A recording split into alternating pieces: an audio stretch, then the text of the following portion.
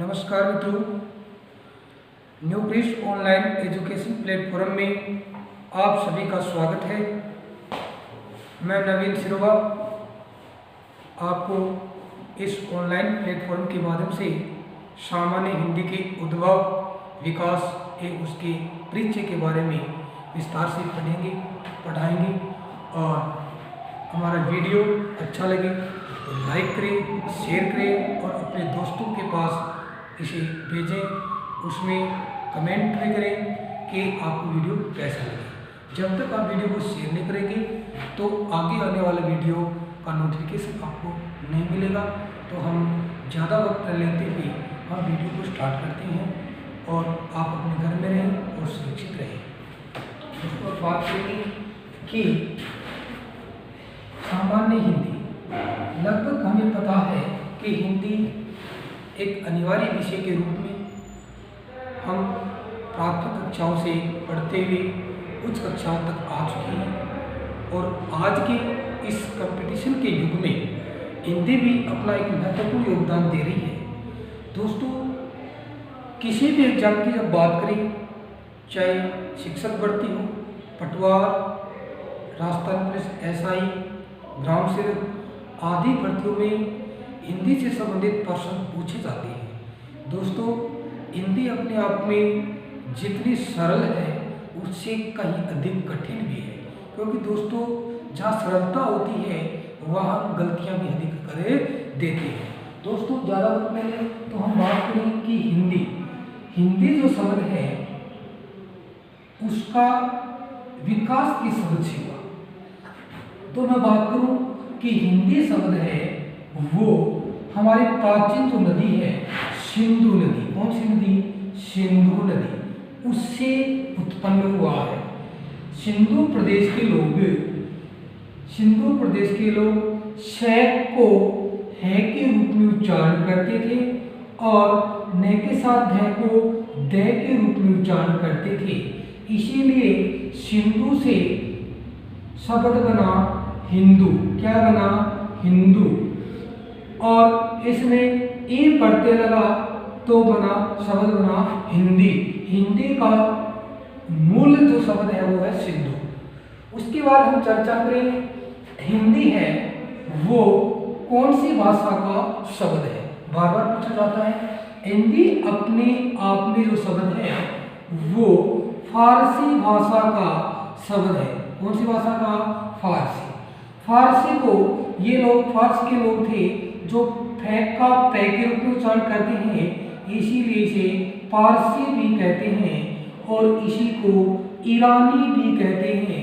तो हमारे पास तीन विकल्प हैं कि हिंदी शब्द है वो फारसी, ईरानी भाषा का शब्द है। हिंदी शब्द है वो सिंधु शब्द से उत्पन्न हुआ है। सिंधु सभ्यता के लोग यानी कि दंते से का उच्चारण है के रूप में करते हैं और ध का उच्चारण द के रूप में करते हैं। इसीलिए शब्द बना हिंदू और हिंदू से बना हिंदी। हिंदू से एक बना हिंदी। अब दोस्तों बात करें कि हिंदी की मूल भाषा क्या है। अगली बात है हिंदी की मूल भाषा क्या है। इस पे चर्चा करें तो हिंदी की मूल भाषा है दोस्तों संस्कृत। कौन सी भाषा? संस्कृत। यानी कि हिंदी से पहले मानव अपने विचारों का आदान प्रदान करता था तो वो संस्कृत भाषा के माध्यम से ही करता था। बात करें कि प्राचीन समय में धीरे धीरे तो संस्कृत थी, लेकिन प्राचीन समय में कालांतर में संस्कृत के दो भाग हो गए। कितने भाग हो गए? दो भाग। देखो कौन कौन से हम चर्चा करेंगे। संस्कृत के दो भाग हुए। पहला भाग था वैदिक संस्कृत, दूसरा लौकिक संस्कृत।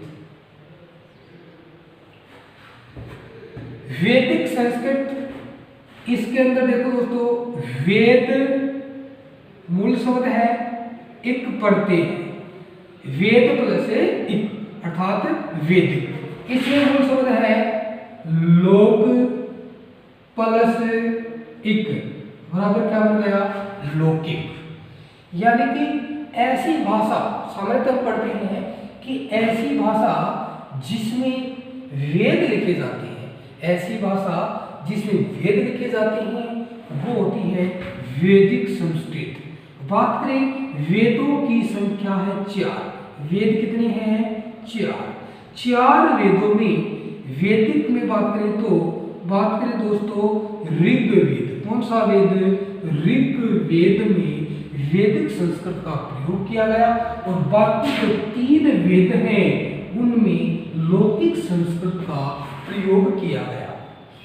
ये है इसका समय की जब बात करें तो 1500 ईसा पूर्व से 1000 ईसा पूर्व का समय क्या कहलाया, वैदिक संस्कृत का कहलाया। लौकिक संस्कृत का समय था 1000 ईसा पूर्व से 500 ईसा पूर्व। ये किसका समय रहा, लौकिक संस्कृत का। दोस्तों कालांतर में क्या हुआ कि वेदों में जैसे वेद हैं, उपनिषद हैं, महाकाव्य हैं जो संस्कृत में लिखे गए थे उसका समय 1500 से 1000 ईसा पूर्व है। और लौकिक संस्कृत यानी कि कुछ तो संस्कृत के शब्द थे और कुछ अन्य भाषाओं के शब्द थे और वो 3 वेद बच गए वो इसमें लिखे गए, उनका समय था 1000 से 500 ईसा पूर्व। लौकिक संस्कृत में उसके बाद क्या हुआ, सर्वप्रथम पाली भाषा। कौन सी भाषा, पाली भाषा। और पाली भाषा दोस्तों है बौद्ध धर्म की भाषा।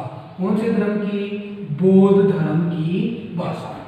इसका समय था 500 ईसा पूर्व से 1 ईस्वी। उसके बाद दोस्तों है प्राकृत भाषा। कौन सी भाषा, प्राकृत भाषा। दोस्तों ये है जैन धर्म की भाषा। कौन से धर्म की भाषा, जैन धर्म की भाषा। इसका समय था 1 ईस्वी से 500 ईस्वी। 1 ईस्वी से 500 ईस्वी का समय था। उसके बाद दोस्तों थी अपभ्रंश भाषा। कौन सी भाषा, अपभ्रंश भाषा। इसका समय था 500 ईस्वी से 1000 ईस्वी। कौन सी, 1000 ईस्वी। अपभ्रंश का ही दूसरा रूप है शौरसेनी। कौन सा, शौरसेनी। और शौरसेनी है वो वर्तमान हिंदी का ही रूप है। किसका रूप है, वर्तमान हिंदी का। दोस्तों इसका समय रहा था 1000 ईस्वी से वर्तमान समय में, यानी कि बात की मूल भाषा थी संस्कृत। संस्कृत के कालांतर में 2 भाग में, पहला वैदिक संस्कृत, दूसरा लौकिक संस्कृत। वैदिक संस्कृत वेद प्लस एक अर्थात ऐसी भाषा जिसका प्रयोग मूल रूप से वेदों में किया जाता है। और वेद के 4 वेदों में पहला वेद ऋग्वेद और ऋग्वेद में मूल संस्कृत का प्रयोग किया गया। उसके बाद दोस्तों है लौकिक संस्कृत। लौकिक संस्कृत में ऋग के वेद के अलावा जो 3 वेद बचे हैं उनमें लौकिक संस्कृत का प्रयोग किया गया। उसके बाद दोस्तों पाली भाषा बौद्ध धर्म की भाषा है। इसका समय 500 ईसा पूर्व से 1 ईस्वी। उसके बाद प्राकृत भाषा जो जैन धर्म की भाषा है जो 1 ईस्वी से 500 ईस्वी। उसके बाद अपभ्रंश भाषा जो 500 ईस्वी से 1000 ईस्वी तक की। उसके बाद बात करें शौरसेनी जो वर्तमान हिंदी का प्रचलित रूप है, इसका समय दोस्तों 1000 ईस्वी से वर्तमान समय तक है। दोस्तों ये क्वेश्चन ऐसे आए कि हिंदी का मानक काल या समय क्या है? तो दोस्तों हमें आंसर देना है 1100 ईस्वी। क्या है? 1100 ईस्वी। ये था हिंदी कहाँ से आई, किस रूप में हम लोगों ने धीरे धीरे इसको अपनाया। उसके बाद हम बात करें कि हिंदी है वो हमारे संविधान के अनुसार हमारे कौन से रूप में हमने इसको स्वीकार किया है, यानी संविधान के अनुसार हम इसकी बात करेंगे तो बात क्वेश्चन आता है कि हिंदी है, ऑप्शन आ जाए राजभाषा, राष्ट्रभाषा, प्रादेशिक भाषा या इनमें से कोई नहीं। तो दोस्तों ऐसे जब क्वेश्चन आता है तो हमें क्वेश्चन आते हुए भी हम उसे गलत कर देते हैं। कई जगह आपको मिलता है कि हिंदी हमारी राष्ट्रभाषा है। दोस्तों अभी तक पूरे देश में ऐसी कोई भी भाषा नहीं है जिसको पूर्ण रूप से राष्ट्रभाषा का दर्जा मिल गया है।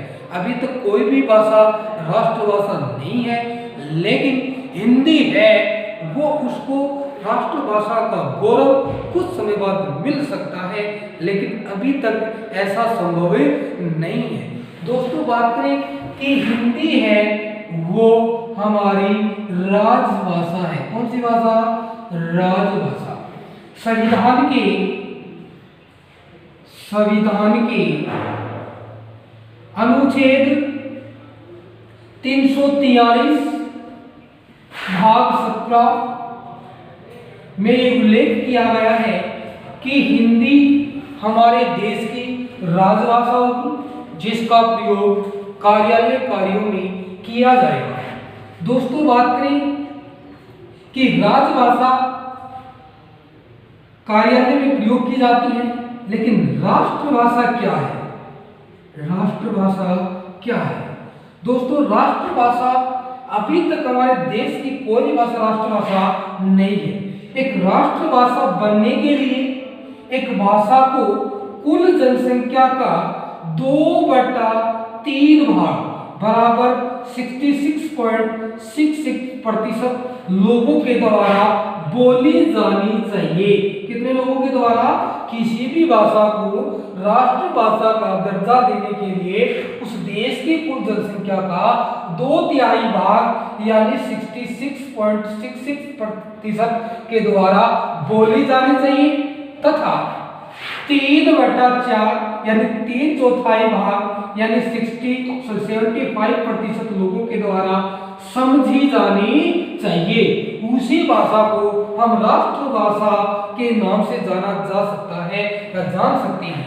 दोस्तों बात करें इस अनुपात में, इस नियमों के अनुसार कोई भी भाषा है अभी तक हमारे देश की राष्ट्रभाषा नहीं है, तो इसीलिए हम कहेंगे हिंदी क्या है? हिंदी राजभाषा है। हिंदी संविधान के अनुच्छेद 343 से 351 के मध्य ये प्रावधान किया गया कि हिंदी हमारी देश की राजभाषा होगी जिसका प्रयोग कार्यालय कार्यों के लिए किया जाएगा। भाग 17। दोस्तों 14 सितंबर 1949 को हिंदी दिवस के रूप में मनाया जाता है और इसी दिन हिंदी को राजभाषा का दर्जा मिला था। कितने मिनट?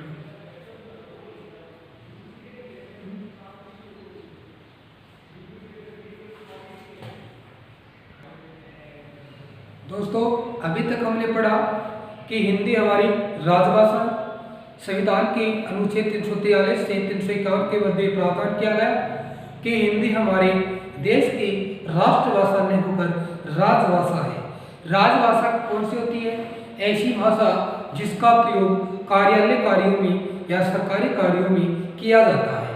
अर्थात एक भाषा को राष्ट्रभाषा बनने के लिए मैंने 2 बातें बताई थी कि उस देश की कुल जनसंख्या का 2/3 भाग यदि उस भाषा को बोल सकता है और 3/4 भाग यानी 75% समझ सकते हैं, उसी भाषा को हम राष्ट्रभाषा का नाम देते हैं।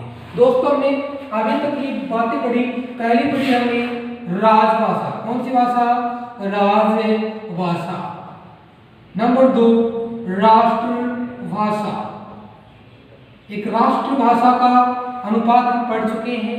उसके बाद हम पढ़ेंगे बोली क्या है। बोली दोस्तों बात करें, बोली एक विशेष क्षेत्र से संबंध रखती है। प्रत्येक 36 किलोमीटर के दायरे में बोली बदलती रहती है।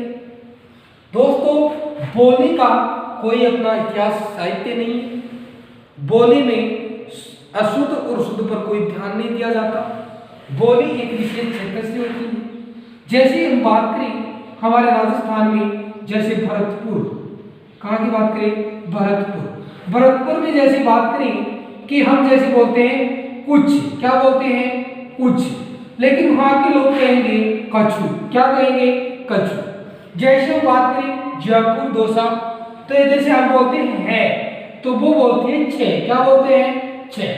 जैसे हम बात करें वागड़ प्रदेश बांसवाड़ा की, जैसे बात हम बोलते हैं 30, क्या बोलते हैं, 30, तो वो क्या बोलेंगे, तरी, क्या बोलेंगे, तरी। तो दोस्तों जो ये शब्दों में बदलाव हुआ, जो अपने एक विशेष क्षेत्र के अनुसार उसको बदल लिया, और वो बदल लिया दोस्तों, वो क्या कहलाती है, बोली। बोली का कोई शुद्ध रूप नहीं होता, इसका कोई व्याकरण नहीं होता, ये एक मनगढ़ंत शब्दों की एक शब्दावली है। ये एक क्षेत्र विशेष में बोली जाती है। उसी रूप में हम दोस्तों बात करें अगली प्रादेशिक भाषा। कौन सी भाषा, प्रादेशिक भाषा। ऐसी भाषा जो किसी एक विशेष प्रदेश या राज्य में बोली जाती है। जैसे हम बात करें हरियाणा, जैसे हरियाणवी, राजस्थान राजस्थानी, बिहार बिहारी, जैसे भोजपुरी। ऐसे अलग अलग जो राज्य हैं जो उसके नाम पर उसका संबंध रखती है, उसे हम प्रादेशिक भाषा कहते हैं। दोस्तों ये हमने 4 भाषा के रूप पढ़े। क्या पढ़े, रूप, यानी कि हम बात करें कि भाषा के माध्यम, भाषा के माध्यम कितने हैं। दोस्तों भाषा के माध्यम है 3। कितने माध्यम है, 3। नंबर 1 मौखिक, नंबर 2 लिखित, नंबर 3 सांकेतिक। माध्यम का मतलब कि ऐसा माध्यम जिसके द्वारा व्यक्ति अपने आंतरिक विचारों को किसी दूसरे व्यक्ति के मस्तिष्क तक पहुंचाने का कार्य करता है। दोस्तों उस रूप में व्यक्ति 3 माध्यम अपनाता है। मौखिक, यदि व्यक्ति अपने विचारों को, अपने अभिव्यक्ति को मौखिक रूप से मुंह के द्वारा बोलकर प्रस्तुत करता है, वो माध्यम होगा मौखिक। दोस्तों बात करें लिखित, यदि कोई व्यक्ति अपनी आंतरिक विचारों को किसी दूसरे व्यक्ति तक पहुंचाता है और उसको लिखित रूप में लिपिबद्ध करके पहुंचाता है, तो वो कौन सी होगी, लिखित। दोस्तों बात करें सांकेतिक, ये एक ऐसी भाषा है जो इशारों, संकेत चिन्हों के माध्यम से श्रोता को या सामने वाले व्यक्ति को समझाई जाती है। इसका प्रयोग गूंगे बहरे लोगों के लिए सर्वाधिक किया जाता है। किसी भी भाषा के कुछ नियम के आधार पर कुछ संकेत होते हैं और उस संकेतों के आधार पर इसका प्रयोग किया जाता है। बात करें दोस्तों सबसे सरल भाषा कौन सी है, तो वो है मौखिक भाषा। और बात करें सबसे कठिन भाषा कौन सी है, तो दोस्तों वो है सांकेतिक भाषा। ये व्यक्ति अपने विचारों के प्रस्तुत करने के माध्यम है और वो इनके द्वारा अपने विचारों को प्रस्तुत करता है।